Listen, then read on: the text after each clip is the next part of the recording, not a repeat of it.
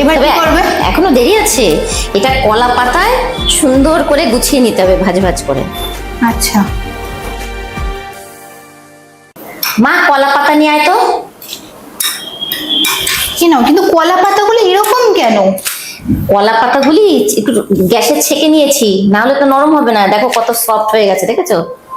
তোমরাও যারা এরকম কলার পাতায় কোনো পাতুরি করবে তখন পাতাটা গ্যাসে ছেঁকে নেবে, একদম সফট হয়ে যাবে। দেখো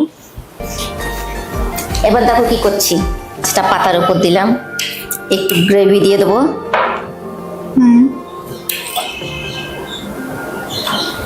একটা কাঁচা লঙ্কা,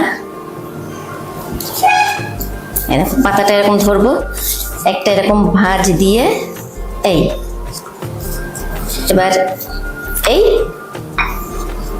এই পাতাটা কেমন ভাঁজ করেছি দেখেছো? এবার এরকম সুতোটা এরকম ধরে এরকম পেঁচাবে। তুমি যেরকম ধরে আছো না, এরকম কেউ ধরলে ভালো হয়।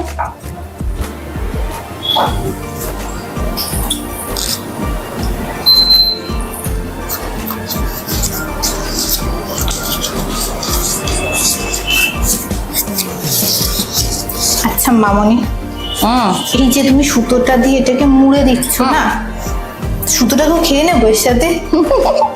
না, সুতোটা ফেলে দেবেন না, পাতা ভেজে পাতাটাও ফেলে দেবে।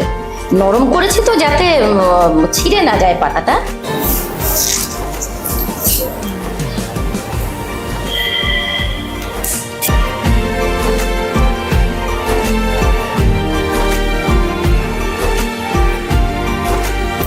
সো পাতুরি প্যাকিং কমপ্লিট। এবার প্যাকিং এর পরে কি করতে হবে যেটা মামনি বলবে, আর আমিও কিন্তু প্যাকিং করতে করতে কিভাবে কোনটা কখন দিতে হবে এটা আমিও মামনির থেকে শিখে গেছি। এবার তোমরাও শিখবে, তোমরাও বাড়িতে ট্রাই করবে।